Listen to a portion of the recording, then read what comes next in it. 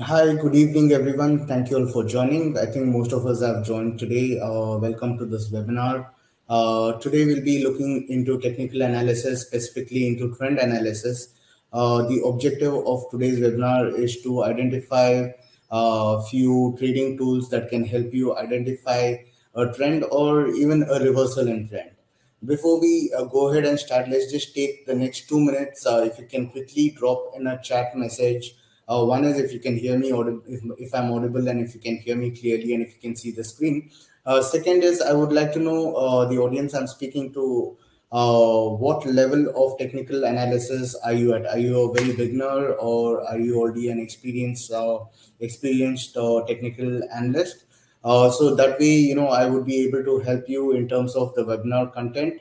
If you're very new to this, do not worry. Although if I'm going to be taking it a little more advanced, I will make it simple for you to understand. The objective over here is very simple. When anyone does a trend analysis or technical analysis, they're identifying opportunities in the market either to enter, or if they've already entered into the market, they're looking at exit strategies. So either ways, it is going to be very simplified to understand, but it would still give me a better understanding if most of you are very beginners. I will try and keep it as simple as possible. So let's just take just one more minute till you all send me some messages on the chat. Thank you for letting me know if I'm audible. That's good. All right, I'm getting a couple of messages. All right, so most of you all on the beginning stages. All right, perfect. So let me start off. And if you're an experienced trader as well, I hope it'll give you a couple of few more ideas to your existing strategies, and hopefully this session will add more to the knowledge that you already have in the markets. All right, so let's go forward. We have a couple of indicators that we'll be looking at today.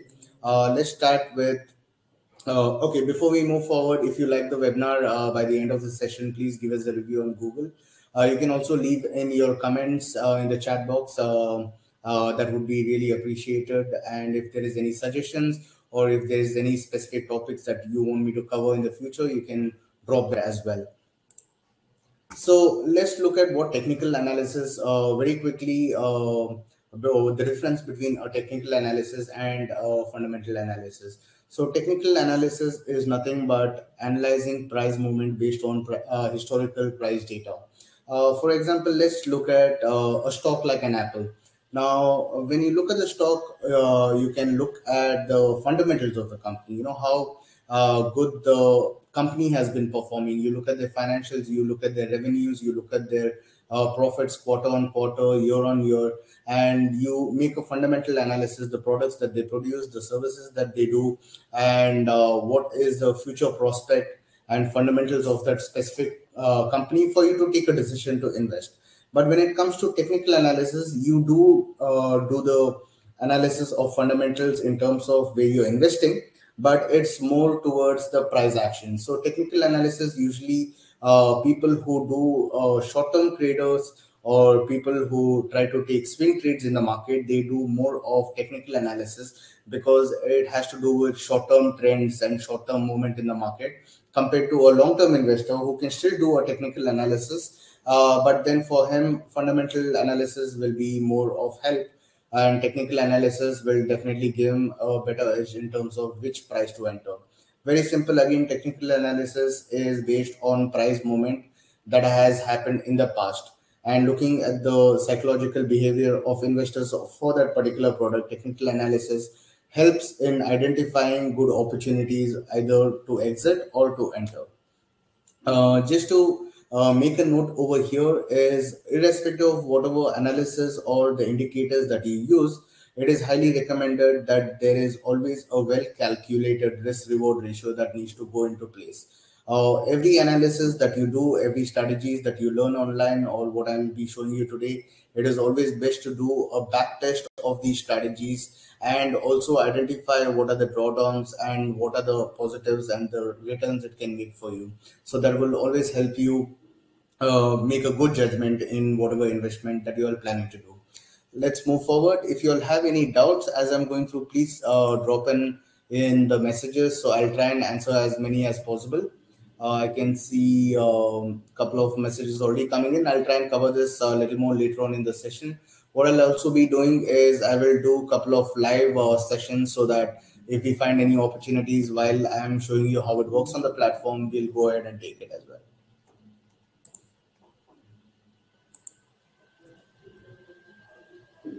All right. So the first one that we're looking at is the average true range. Average true range, to put it in very simple words, is it helps you identify how many dollars or how many points or how many pips, if you're a currency trader, can a specific instrument move. Like for example, if you look at Apple, and if you want to look at, you want to understand without manually counting every day's candle, thinking of how many dollars Apple can move for the day. Average true range on a daily chart will show you how many dollars it can move for that particular day. For a short-term trader, someone would want to know how many dollars can Apple move in the next 30 minutes. And another point to be noted over here, average true range does not give you the direction of the movement. It only indicates how many dollars or how many points or how many pips it can move. The direction can be either ways. It can be up or it can be down. So basically, that is what average true range helps us with. Why do we need to have an idea of average true range? Is because every time you enter a particular strategy, you need to understand how many dollars that specific instrument can move, and only if it is worth.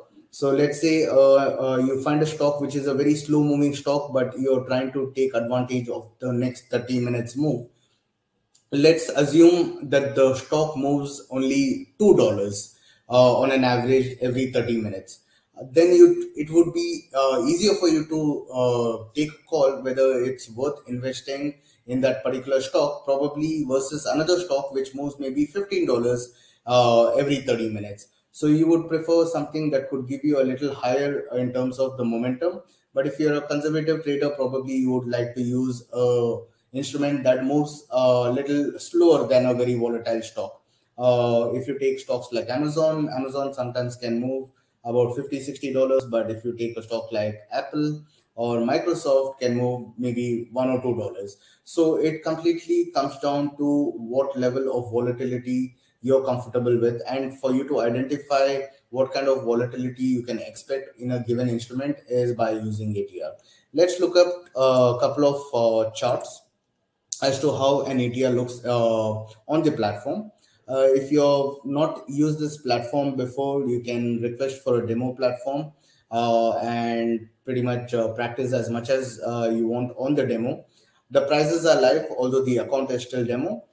Everything on the demo account is as what is reflected on a live platform as well. Now, if you look at the lower part of it, apart from our candlesticks over here, there is this white line. This is the ATR. I will show you how to open ATR on the chart once we move on to the live session, when I'm showing you on the live chart, sorry. Here, thing to be noted is I'm looking at S&P 500. I'm looking at a monthly time frame. So what does this signify? It tells me each candlestick over here represents the move that has happened in each month. So you can see all the way from 2015 to till date. So every candlestick represents how much of movement S&P has given over the last couple of years. For those of you all who do not know what S&P is, S&P 500 is an index of top 500 companies in US.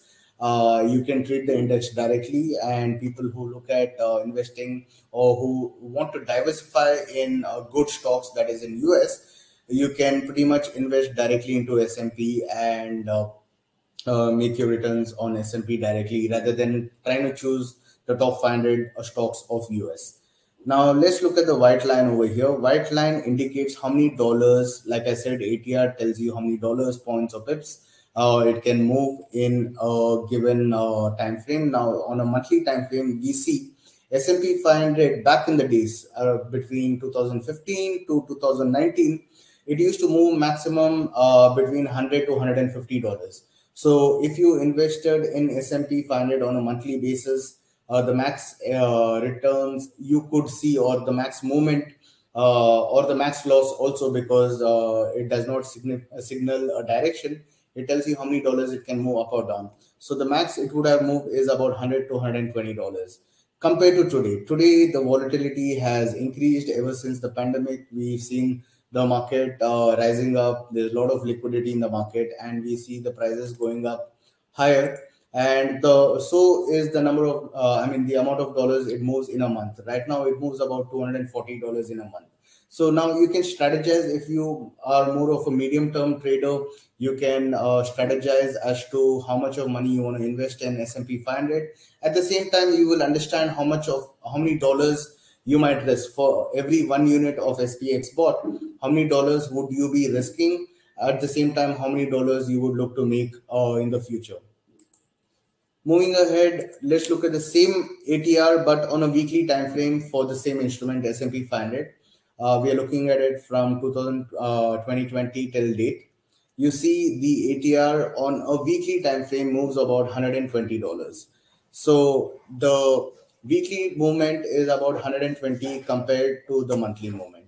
Let's look at a much more lower time frame, which is a daily time frame. Now, when you look at a daily time frame, you see that the amount of dollars that S&P 500 moves is only $60. So if you're an intraday trader, you would like to take advantage of short-term trades, and now you can understand how many dollars S&P 500 moves in a day. So you can take a decision based on a daily time frame.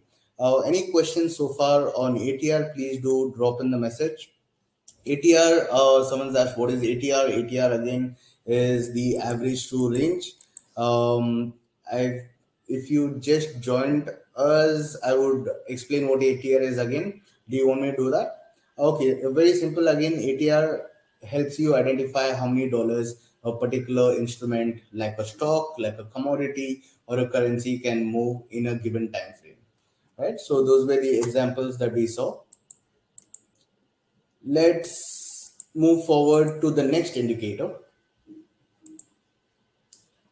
Now, these Bollinger Bands, these are technical tools. Bollinger Band, RSI, MACD, stochastics. These are technical indicators that help you identify opportunities in the market. So basically, Bollinger Band, as the name suggests, it was started by John Bollinger.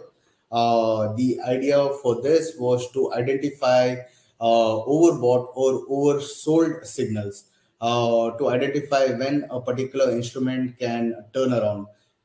In simple words, Bollinger Band is made out of three lines. One is your simple moving average, which is your midline, and then you have a two standard deviation from the midline. Let me just show you on an example on the chart. So this is how a Bollinger Band looks like. The middle line is the moving average. It's the simple moving average, and the band above this middle band is two deviation higher from the middle band and lower two deviations lower from the middle band.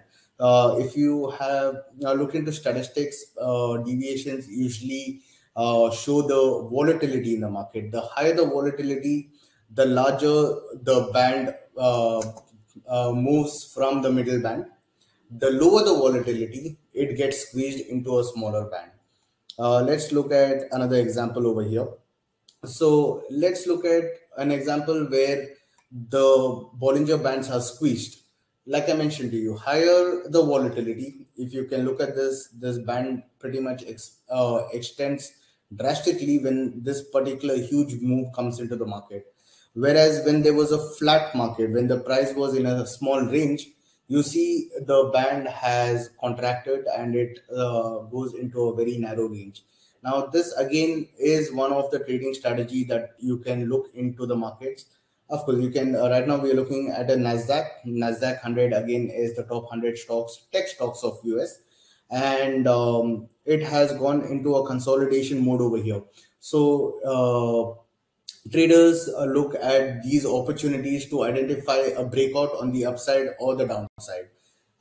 Here, if you just take the band, for example, it looks quite easy on the eye. Every time the band touches on the higher end, it looks like the markets are going to drop. But every time the band touches or the price touches on the lower band, the market tends to go back up. But in reality, if you look at it, it is not as simple as it looks. Every time it touches highs, the price can continue going high. So, or for example, on the other side, every time the price comes down, touches the lower band, the expectation is for the price to jump back up, but then there could be series of downside, and this is where a lot of trades can go wrong for just following the bands. So a technical indicator is there, but it is always best to use multiple tools to help you identify an entry. One of the tools is to find the range. So you identify a range. Easy way to identify a range is when you see the price oscillating between the higher band and the lower band in a very squeezed position. In this case, if you see the higher band and the lower band is very close to the middle band. So this is what gives you one signal where you can expect from a low volatility mode to go into a high volatility mode. But how do we enter such a trade? You take trend lines, you use support resistance lines. I will show you how a trend line or support and resistance lines are made up of and how you can identify them. But in this case, let's assume I have already put the support and resistance. You can see every time it goes around this price, it drops. Every time it comes down to this price, it goes back up. So it is always good to identify these trend lines, or sorry, support and resistance lines. So once you see a break above support, or once you see a break below, above a resistance and below the support, is where you can identify a trend, and at the same time you will see the Bollinger Band from all the way from the lower end breaking above the higher band. So now you have two signals. One is it has broken above the higher band, but that is just not enough for you to take a buy decision. But at the same time, you have resistance that is being broken. One more way of identifying if the resistance is being broken is to see the candlesticks. If the candle on a 30-minute time frame closes above the Bollinger Band and closes also above the resistance, now that gives you your third signal to go ahead and take a buy position. However, just because you have three position does not mean the price cannot drop back down. It can always drop back down, especially when it is on a 30-minute time frame, because every 30 minutes or during the course of the day, there are a lot of news that comes in. So any news that is unanticipated that comes in can always reverse the trade, although all your signals were giving a buy signal. Hence, you need to keep a stop loss. In this case, you would always, if you enter above the Bollinger Band as well as the resistance line, you always keep a stop loss below this. So just in case the price reverses, you are limited to your losses. And if you're risking $100, we would always recommend you to keep a take profit of $200 on the higher end. This is another example of the Bollinger Band, but this is for people who look at taking short positions in the market. Short position is basically when you expect the market to drop and you want to take a sell in the market. Again, we identify where we see the squeeze in Bollinger Band. We see there was a narrow range that was being traded over here, and the Bollinger Band has been squeezed quite a bit. That means you can anticipate the volatility to increase at any given point of time. There is no way for you to identify when it could happen. Probably it could remain in this range for infinite amount of period. But before we take any trade, we need to check our rules of why we take the trade. In this case, if you look at this particular candlestick, it comes down, it closes below the lower Bollinger Band. At the same time, it closes below our support. So there were two signals that was given over there, and hence you can take a short position. Same rule applies in terms of take profit and stop loss. Once you enter, you keep a stop loss above your entry price, above the Bollinger Band and above your trend line, sorry, your support line. And if you're risking $100, you make sure you keep a take profit of $200 on the lower end. Right? We'll look at a couple of these examples even on a live chart, and I'll try and do it on instrument that gives good momentum. So we'll keep Bollinger Band and ATR in mind while we also look at stochastics. So let's look at what a stochastic oscillator is. I'm sure you would have heard of RSI. These are all oscillators. Oscillator means it oscillates between two price range. It goes up to a certain level, it comes down to a certain level, and that is the range it is going to oscillate throughout its lifetime. An oscillator, stochastic oscillator, is an indicator that helps you again with overbought and oversold signals, pretty much like how an RSI does. It is a momentum indicator. Again, we are looking at momentum, we are looking at trend for the day. Basically, let me show you an example on oscillator on the image. All right, before we go into how the oscillator looks or the indicator looks, we need to understand there are two parameters in the oscillator. That is the 14, which is the stochastic length, which is known as percentage K. And you also have signal length, which is percentage D. And this is by default 14 and 3. As you become more experienced, you can always change these numbers to try and smoothen out your signals. But initially, what I would recommend is to stick with the default settings, because these are the settings which pretty much every investor looks at even today. But however, as you get more experience, you can change these numbers to try and get much smoother signals for your trades. Now let's look at an oscillator. Sorry, let's look at the stochastic on Apple. So I'm looking at Apple chart, time frame 30 minutes time frame. Now we understand on 30 minutes time frame, we still need to look at the ATR to understand how many dollars Apple can move. So we'll come back to that. But now, right now, we are looking at stochastics. Stochastics, the white line that you see over here is the K percent that we saw, and the red is the D percent.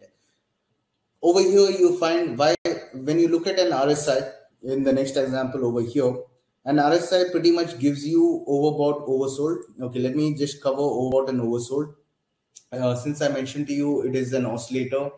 The price may change over the years, but an oscillator will always oscillate between 0 to 100%. And between 0 to 100%, you have 20 and 80% on the higher end, 20% on the lower end, which acts as overbought and oversold. Every time it is below the orange line, it is expected to be oversold. Every time it is above the blue line, it is expected to be overbought. So the prices keep ranging at different levels, but the oscillator always ranges between the 20 and the 80%. One more very basic way of how people look at this is every time the RSI or the stochastics is above the overbought region, one could expect the market to start reversing back towards the downside, and vice versa. Every time it is at the oversold position, one can expect the market to go back up. So that could act as one of the indicators.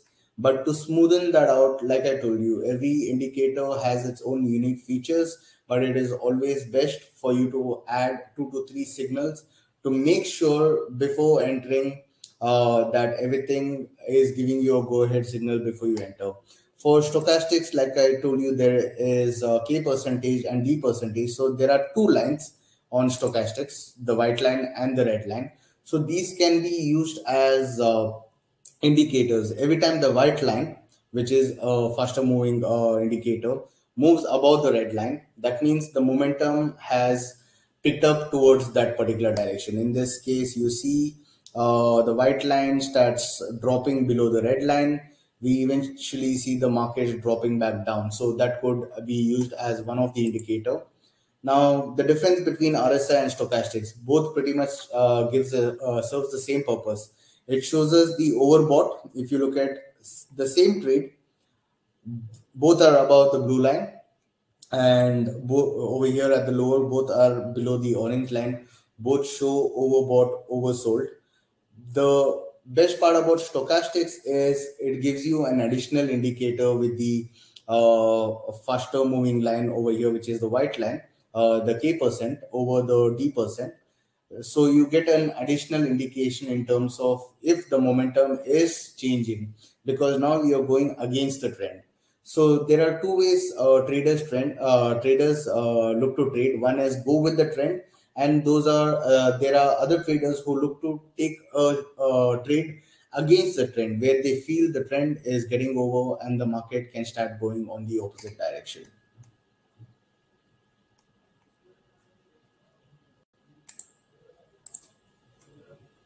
All right, moving ahead. Now, this is SPX 500. Now, like how we saw for Bollinger Bands, instead of just looking at Bollinger Bands plainly with the three bands, we incorporated trend lines, we incorporated support and resistance. Similarly, for stochastics, rather than just looking at a sell signal when it is overbought, it is always best to have an accompaniment with it so that you have a double confirmation. And this yellow line that you see over here is a 2-day EMA, exponential moving average.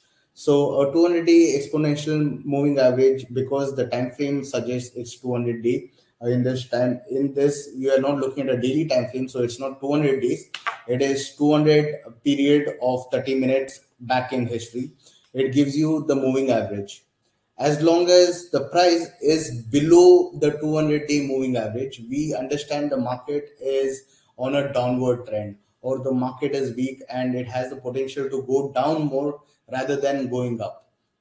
So in such a scenario, you look at 200-day moving average, which gives you a signal that the markets are on the downtrend. So now you can expect the market to go down, and then you combine that with stochastics, which is at overbought position. That is your second signal where you can expect the market to drop. And your third signal is when you see the white line cross over below the red line, which gives you the third signal. If you want to add a fourth signal to it, you can always wait for this crossover to happen below the blue line and take the trade. Pretty much the same in terms of stop loss and take profit. You can keep a stop loss above the last high and keep two times take profit. For example, you keep $100 stop loss. Make sure you keep a $200, or in certain cases, you can also keep a $300 take profit, depending on the momentum. But one thing that I would recommend is, once you keep a stop loss, please do not modify it, because stop loss are meant to limit losses. And if you modify stop losses every time the trade is going against you, the whole purpose of technical analysis or a strategy that you're implementing into your portfolio might go for a toss, because stop losses are meant to limit your losses, whereas you always make sure you keep 1:2 risk reward, so your returns are always higher than your stop losses. One more indicator you can use with stochastics apart from moving average is again your trend lines, support resistance lines. Now in this case, you see there is a downtrend that is happening. How do you identify a downtrend? You look at price actions on the price of the instrument. You see every time it goes up, it drops, it makes a lower low, it also makes a lower high. So every time you see a lower high forming and a lower low forming, that indicates a downtrend market. Now, how do you know it is a downtrend market? Every time you have 3 points that touches on a downtrend and continues down, that signals a good downtrend market. Now let's combine our stochastics with the downtrend. So you identified first drop, second drop, and the third drop. Now you know you're on a downtrend market. So after this, every time it retests the same trend line, and you check your stochastics at the same time. If it is overbought and it is retesting the trend line, that gives you your two signals for you to take a short position. Again, keep a stop loss above your trend line and take profit 2 to 3 times more than your stop loss. All right, so this is pretty much in terms of the theory of what we were looking at for today. We also had MACD in the theory side of it, but I've cut down on MACD. If we do have time, we'll revisit on MACD, and I will show you a couple of examples on the live chart right now. Let me just move into the charts where you can see the live charts. In the meanwhile, do you all have any questions? Please take the next 2 minutes till I shift my screen to the live chart. If you have any questions, please go ahead and write it in the chat.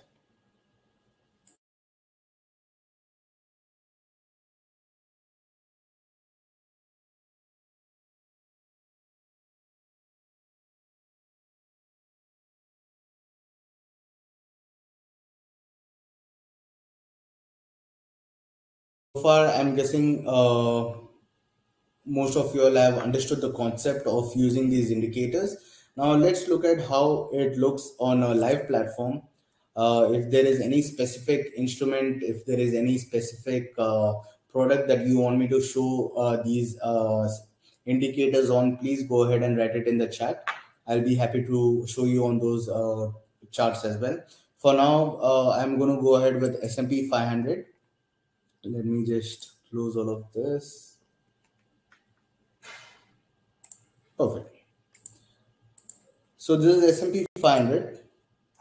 Let's look at a time frame starting with a daily time frame. Let's revisit our ATR, which was the first thing that we learned today. ATR, average true range. Just to recap on what average true range is, average true range shows us how many dollars can S&P 500 move in a single day on an average. S&P 500 could move more than $64, but on an average, it shows it can move about $64 in a single day.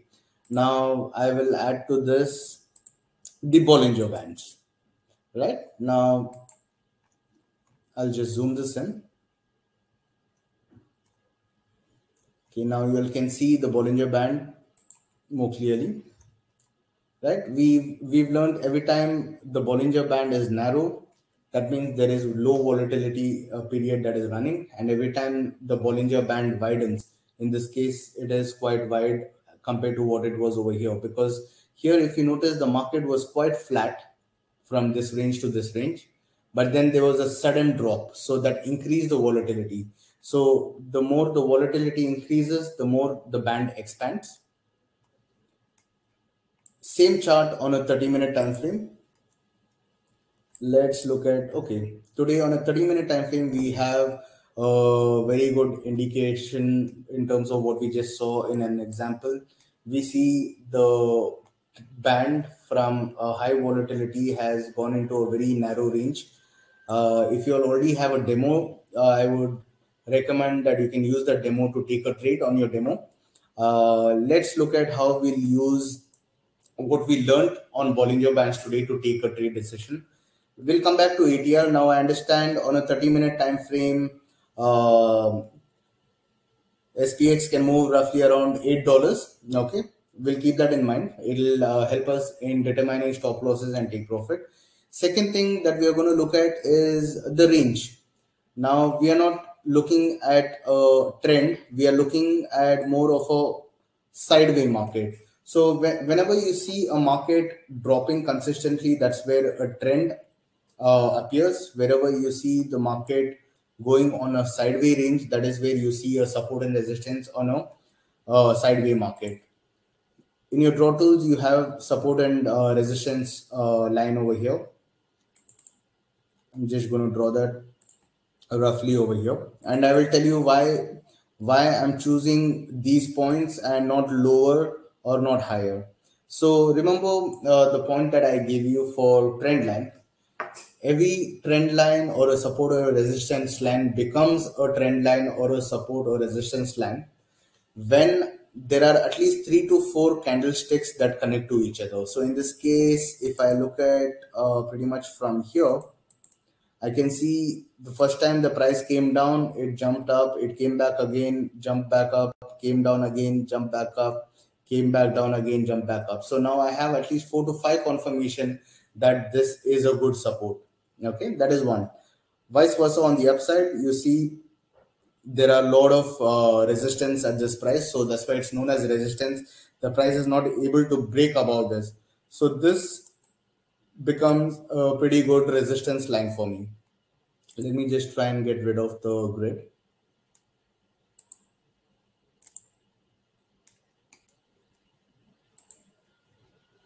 Sorry. I hope all of you all can still hear me. I'm not getting too many questions on the chat, so I'm assuming so far everything's pretty clear. Yeah. So now you saw your support, you identified your resistance. Now, what we need to look at is, has the Bollinger Band broken below and closed below? Yes, this red candle signals that it broke below this and it closed below. So you will see this close of this particular candlestick. Remember, we are talking about a 30-minute time frame. On 30-minute time frame, it has closed below over here. So that is my first indicator that this narrow range and the low volatility has kind of come to an end, and now we are beginning to see probably a bigger volatility, or rather more downside in the market. The second signal for you is it has also broken a support. So we know every time it came to this particular price, it bounced up. It came down, it bounced up. Came down, it bounced up. In this case, it has broken successfully below this. So this is our other confirmation that we can take a short position. Now, in this case, the price had gone down till this level. It has come back up. Now it is retesting this level. So two things, it can go back up, hit your stop loss, or because this has acted as support before, it can act as resistance at this point of time. Anyways, for this particular example, I will go ahead and take the trade because the price is pretty much there. Let's say you have a $10,000 investment. Let's say you're doing a short-term trade. You're going to put $10,000 into it. Now, stop loss and take profit is the most important thing that we need to look at. One way to put a stop loss is we put a stop loss either above the middle band, or you can put right above this trend line, but in this case it is coming back up, so let's put it above this middle band here. Okay, your stop loss is roughly about $20.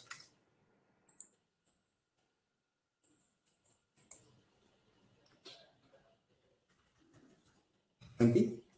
All right, now what we learned is if I'm taking a risk of $20, the minimum profit that we need to look at making is at least $40.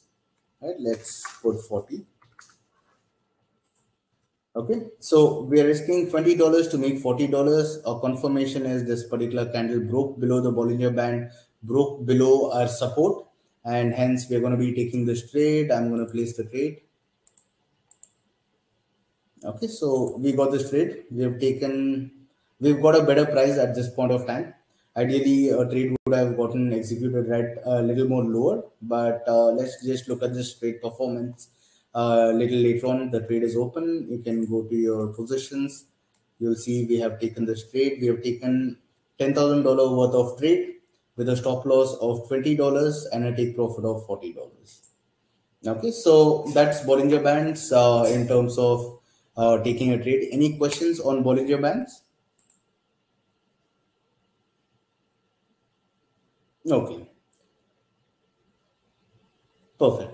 Now let's assume that we did not have support or resistance, and I wanted to understand where to keep a stop loss, or how many dollars is it worth for me to keep a stop loss. So let's look at the same trade and let's put on our ATR. So as per my ATR, SPX can move 30 minutes. Sorry, on a 30 minutes time frame, it can move about $9. Now the time is pretty much let's say right now it is about 7:42, so we have another 15 more minutes for this particular candle to close. But if you notice, this particular price has already moved up by $8. So most likely the move for this particular candle is almost coming to an end. But if I wanted to take a trade right now, where would I keep a stop loss? My price is at 632. $8 above 632 is 4,640. So 4,640 will be my stop loss. Again, pretty much same as what we had put using the Bollinger Band as a signal. And your take profit will be double of your ATR, which is $22. Sorry, 40 yeah, $42 will be your take profit. So that is where your ATR helps you in terms of keeping your stop losses and take profit. Let's assume you had taken a trade without using Bollinger Bands, and you had taken a trade on very simple support and resistance. The only way you will be able to identify what is the best amount or best price to keep a stop loss or take profit is by understanding how many dollars the specific instrument will move. Now, on the same particular trade, let's try and use stochastics.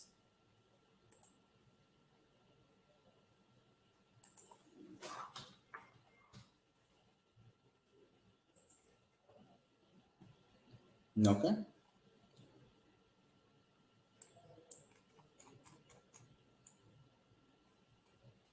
So as per stochastics, it is on a downward trend. If you can notice, ever since these levels, it has shown you a downward trend. Your Bollinger Band had given you a second signal. But if you had to go purely on stochastics, you would probably not take a trade over here because it is neither overbought nor oversold. So on a range bound market, you notice stochastics pretty much trade on a sideway range. So every time you look at a market where it is range bound, it is always better to use a Bollinger Band strategy. Whereas when it is not range bound and it is trending, that is when you use stochastics. So on stochastics, you find good trends and reversal on trends. Now let's look at a couple of examples for stochastics. I will keep the trade on SPX open.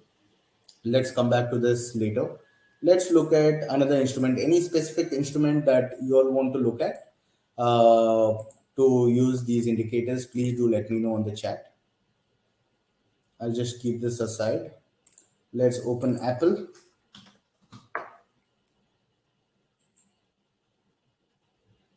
Okay. So this is Apple on a 4-hour chart.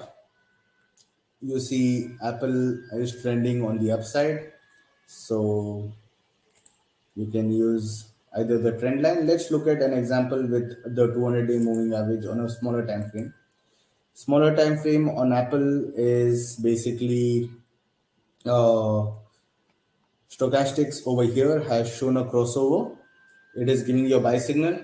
At the same time, remember the rule that we spoke about on 200-day moving average. Every time it is above 200-day moving average, you are going with the trend. You are not going against the trend. You are always with the trend. A 200-day moving average, if I just zoom back out, you are going to look at 200-day moving average all the way from 26th of July till today. You see every time it is above moving average, it tends to move on the higher end. Every time it comes below the moving average, it tends to move below the moving average. Now as of now, what I notice is it is above the moving average, and at the same time I look at my stochastics which is showing oversold. So I have an indicator to buy. So how do I take this trade? Let's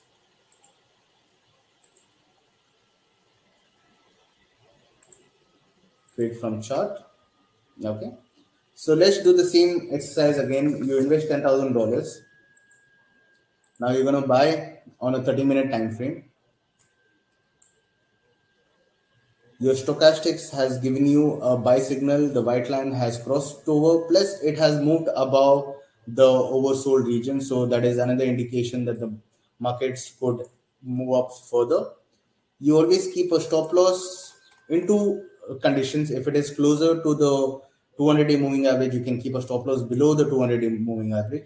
On the other side, if the 200-day moving average is still not yet closed, but your stochastics is already showing you a buy signal because you're looking at a 30-minute time frame. This buy signal could live only for probably next couple of hours, not the next couple of days. So on this particular trade, you keep a stop loss right below the previous low, which is this low over here. So you're risking about $140. If you're risking about 140, minimum take profit you need to look at keeping is 280 or $300.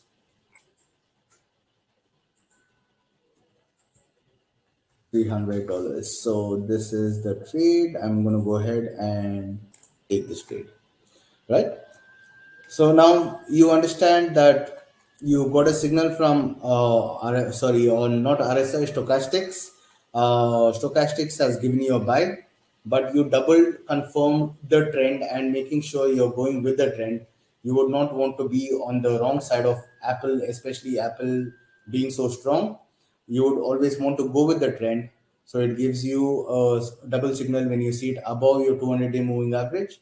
And of course, you can always put a trend line to it to look at the trend. If I just add a trend line over here, you see it is, I'll make this into a smaller time frame, 10 minutes. You can see this was one point touched. This is my second point that I touched. Possibility it will come down again, retest this trend line, but we know it is making higher lows and higher highs. So technically, within the next couple of days, or sorry, in the next couple of 30-minute period, that could be maybe a day or two, you can see the prices moving towards your target. For a very short-term trader, you can take the same trade, but on a different risk reward ratio. Let's say you're a very short term trader, you want to take advantage of a smaller move. So you look at 10-minute time frame. On a 10-minute time frame, you look at the crossover over here, but on a 10-minute time frame, your 200-day moving average has not given a signal yet. But the minute it moves above the 200-day moving average, that gives you a signal to buy. But however, for the example's sake, let's say a short-term trader would invest with leverage. Let's say it takes a $20,000 exposure. Okay, your account value is $9,000, $10,000, but you're taking twice your account value. You keep a short-term stop loss and you keep a take profit of $300 again. 1:2 risk reward, and you take a trade. So each time frame basically refers to each individual investor or each trader, or what kind of returns and what time frame are they looking at. All these combinations could be used on all time frames. Let's say, for example, you are an investor, you do not want to take a short term trades, but you want to take a long term trade. Let's look at SPX 500, or let's just look at Apple itself on a longer term time frame. Just going to close all this. Let's look at Apple on a daily time frame. Let's add Bollinger Bands. Okay. So Bollinger Band shows that there's a lot of momentum, but let's add our trend.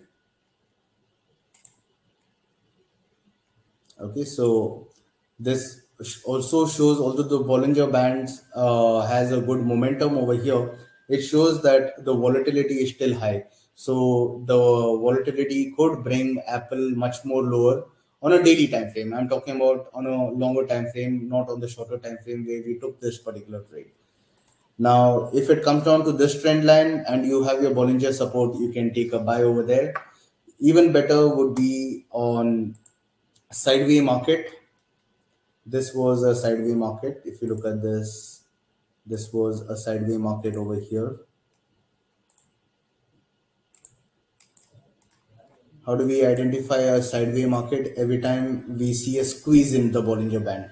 So just think of it as this way. Every time you see the price squeeze happen, either there's going to be a break upside or there's going to be a break downside. In this case, pretty much the same rule that we put in for Bollinger Band earlier. We put a support resistance. We see the range the price was trading in. The minute it breaks and closes above the Bollinger Band, the higher band, and above your resistance, you take a buy, keep a stop loss, and you keep a take profit on the higher end. In this case, right now, you see the volatility is quite high. So rather than taking a trade, I would wait for it to probably form a sideway range again and then wait for a breakout. Let's look at a couple more squeeze line before. So this was something that had happened earlier.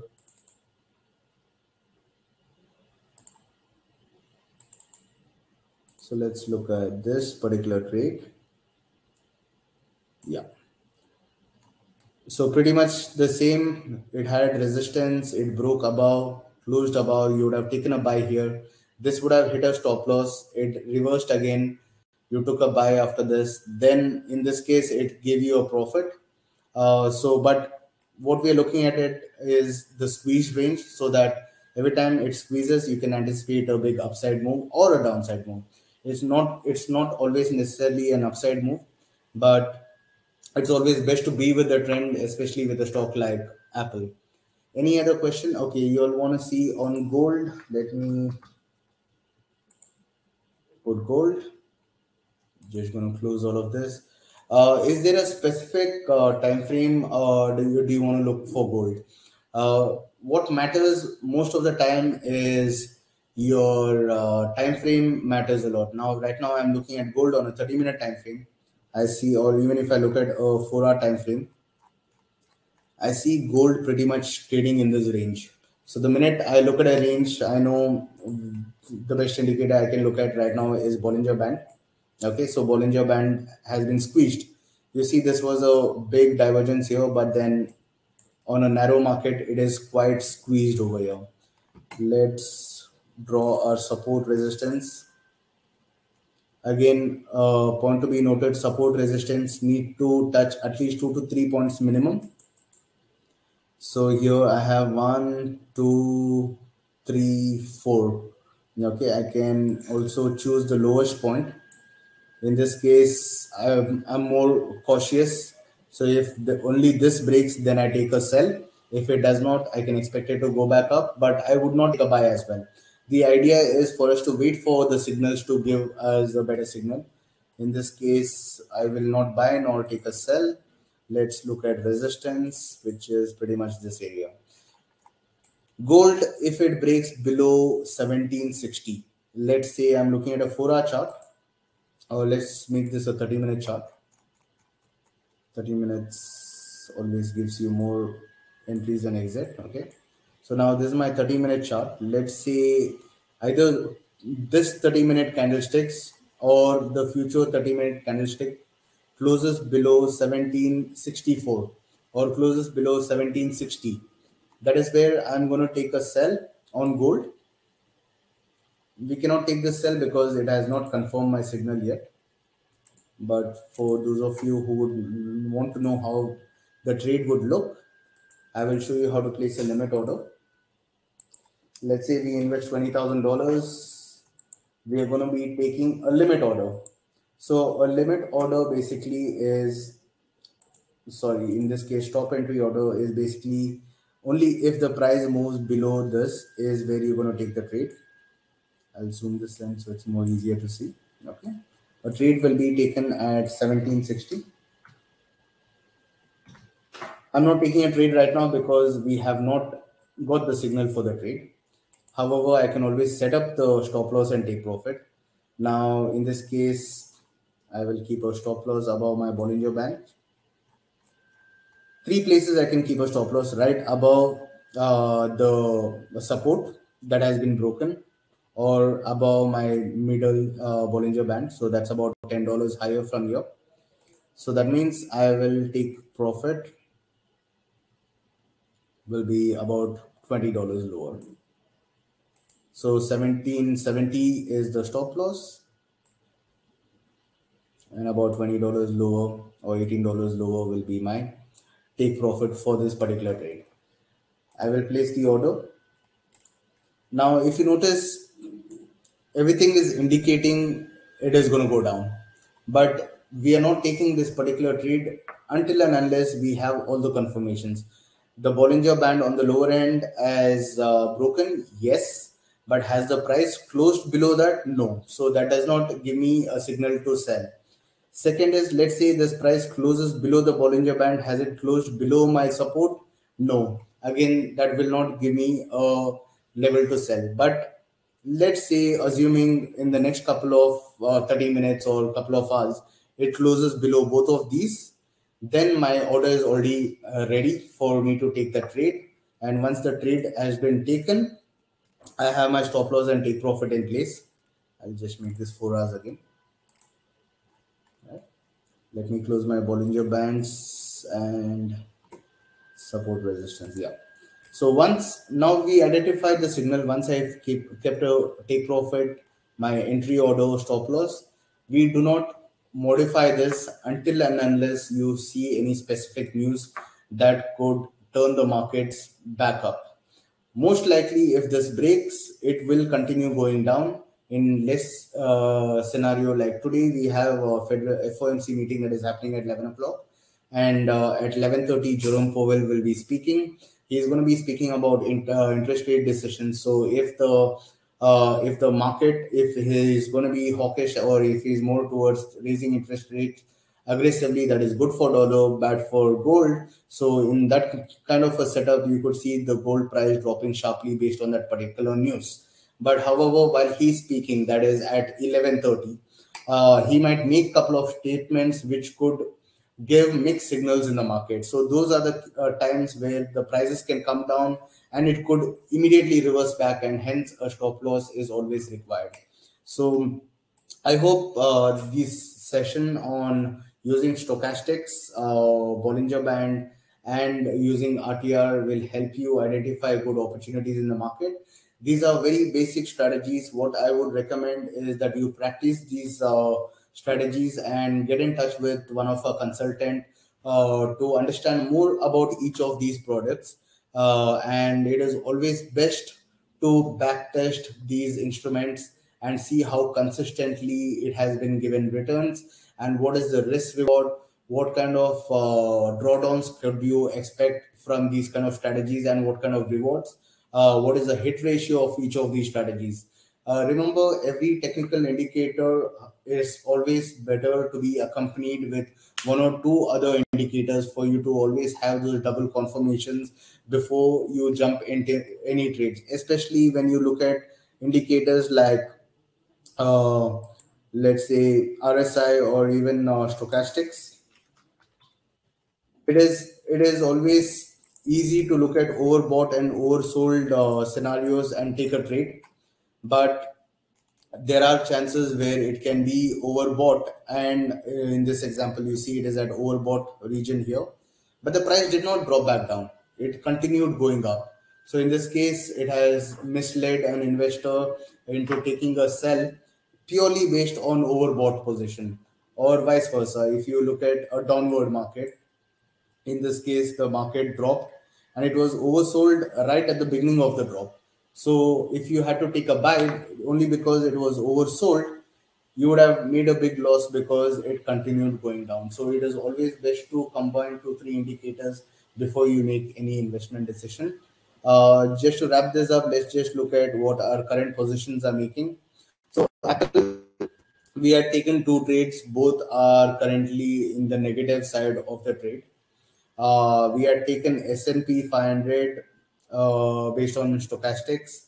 You see S&P 500 has started making profit for you. Now, irrespective of what happens, you will know that if Apple hits your loss, the maximum loss you're going to make is 140 on that trade and another 140 on the second trade. Whereas SPX, if you we have invested smaller portion on SPX. Again, this is a very important point. If you're taking trade on SPX versus Apple, you always need to know how many dollars SPX can move and how many dollars can Apple move, and then make your investment decision. In this case, the exposure that we have taken for S&P 500 is just $10,000, whereas the movement on S&P 500 dollars pretty much is limited compared to what we can see on Apple. Apple, we've taken an exposure worth $30,000. Hence, the risk reward is much more compared to SPX. If you had to do the same amount of investment with SPX with a $30,000, your stop loss and take profit would have been much more higher in terms of the amount value. Is there any last few questions that you would like to ask me? And then we will wrap it up for the day.